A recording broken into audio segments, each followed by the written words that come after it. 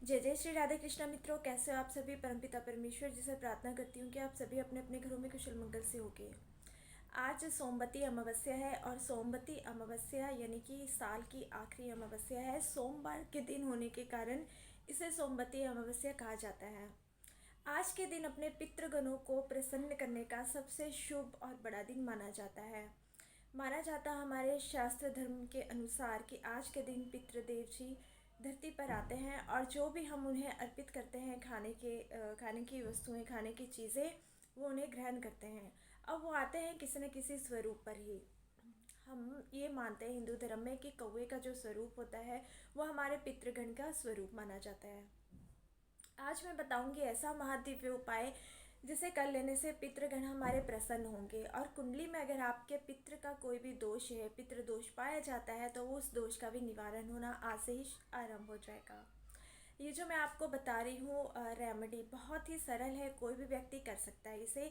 अगर किसी बच्चे की कुंडली में भी पितृ दोष पाया जाता है तो उनके माता, अगर वो बच्चा 1 साल से 6 साल तक का है तो माता, और अगर 6 साल से 12 साल तक का है तो उसके पिता ये उसके लिए कर सकते हैं, ताकि आने वाले जीवन काल में उसे किसी भी तरीके की प्रॉब्लम ना हो। अब मैं बात करती हूँ आप लोगों ने करना क्या है। आप लोगों ने खिचड़ी बना लेनी है। सूर्योदय के बाद में आप खिचड़ी बनाइए और शाम सूर्यास्त से पहले तक ये प्रयोग कर लीजिए। खिचड़ी आपने बनानी है चावल की, साथ में आपने काले माँ जो कि काली बिरी की दाल होती है वो डालनी है। बीच में आपने डालने हैं काली मिर्च, बीच में आपने डालने हैं थोड़े से काले तिल, बीच में आपने डालना है थोड़े से तिल का तेल। अब आपने खिचड़ी को तड़का नहीं लगाना है, जस्ट ये चीज़ें थोड़ी थोड़ी करके डालनी है, एक एक चम्मच आप डाल सकते हैं। इसके बाद में आपने इसे अच्छी तरीके से जैसे खिचड़ी बनाते ही हैं बना करके, अगर आपको पीपल के पत्ते मिल जाएं तो बहुत अच्छे हैं। वैसे आज आपने पीपल का पत्ता तोड़ना नहीं है। अगर पीपल के पेड़ के नीचे आपको पत्ता प्राप्त हो जाए तो आपने 5, 7 या 9 की संख्या में वो पत्ते ले लेने हैं। अच्छे से उसे धो करके उसके ऊपर में ये खिचड़ी आपने रख देनी है। सामग्री जो भी खिचड़ी की है मैं डिस्क्रिप्शन बॉक्स में भी लिख दूँगी, अगर आपको ना याद रहेगी तो। आपने खिचड़ी रख के उसके ऊपर आपने एक लाल गुलाब का फूल रखना है। 5 पत्ते रखे। पत्ते का जो डानी होती है वो आपने अपनी तरफ रखनी है और पत्ते की जो तीखी वाली नोक होती है वो पीपल के पेड़ की तरफ रखनी है।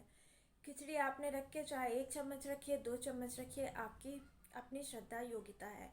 खिचड़ी रख कर के ऊपर में लाल कलर का पुष्प रखना है और 1 का सिक्का रखना है, 1 रुपये का।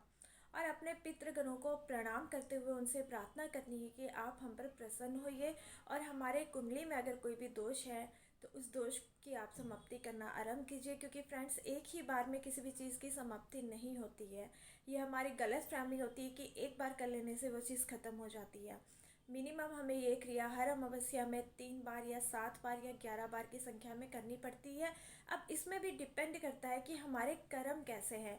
अगर हमारे कर्म बलवान होते हैं तो हमारी एक बार की क्रिया में हमें फ़र्क पड़ना शुरू हो जाता है।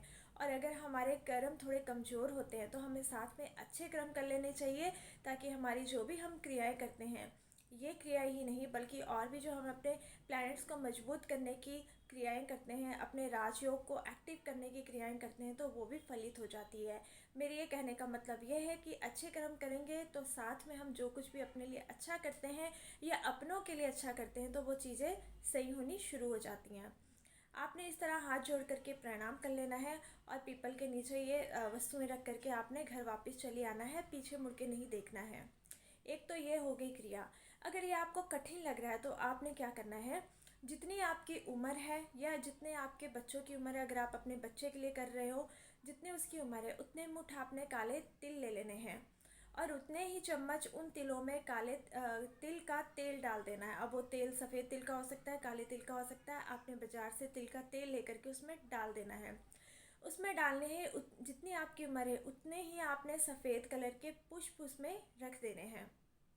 या आपने रखना किसके ऊपर है, अगर आपको भोजपत्र मिल जाता है तो वो बहुत ही अच्छा है। वैसे भी आजकल जो मार्केट में है खाने पीने की वस्तुएं, जो हम खाना खिलाते हैं, तो पत्र आपको भोज के पत्रों में मिल जाते हैं, जैसे प्लेट्स कटोरीज मिल जाती हैं। उसमें कटोरी में आप ये डाल के रख सकते हो। आपने काले तिल डाल देना है जितनी आपकी उम्र है उतनी, और साथ में आपने उतने ही डाल देने हैं चम्मच तिल के तेल के। अब आपने क्या करना है, यही सारी वस्तु ले जा करके आपने पीपल के पेड़ के नीचे रख देनी है और हाथ जोड़ करके प्रणाम करना है। साथ में कुछ दक्षिणा अवश्य रखिएगा। और अगर आपने वहाँ दक्षिणा रखी है तो बाहर, मंदिर के बाहर अगर कोई भी नीडी वन है तो उतने ही पैसे उन्हें अवश्य दीजिएगा। चाहे 1 रुपये रखें, 11 रुपये, 51 रुपये, 21 रुपये, जितनी आपकी पॉकेट अलाउ करती है और जितनी आपकी श्रद्धा है। और देते वक्त कभी भी मन में ये मत लेकर आना कि ये मैंने दिया है, क्योंकि हमारा तो इस जीवन काल में कुछ भी नहीं है। और ये मैं हमेशा ही कहती हूँ, जो कुछ भी आपका है आपको समर्पित है, ऐसा कह करके अर्पित कर देना है और प्रणाम करना है। सच्चे दिल से अरदास करनी है, प्रार्थना करनी है कि हमारा भी भला हो और हमारे साथ सभी का भला हो जो ये क्रियाएं कर रहे हैं। क्योंकि फ्रेंड, जो भी हम करते हैं, हो सकता है कि आपके साथ में बहुत लोग और अपने पितरों को प्रसन्न करने के लिए ऐसी कुछ भी रेमेडीज़ कर रहे होंगे। तो इससे क्या होगा, हर एक शक्ति के साथ में शक्ति बढ़ती है। हमारी एक प्रार्थना के साथ दूसरे की भी प्रार्थना जुड़ी हुई होती है, जो कि पूरे वातावरण को शुद्ध भी करती है और जो कि हमें ईश्वर तक के जोड़ती भी है और ईश्वर तक हमारी प्रार्थनाओं को पहुंचाती भी है। तो ये बहुत सरल उपाय है, ये सभी कर सकते हैं।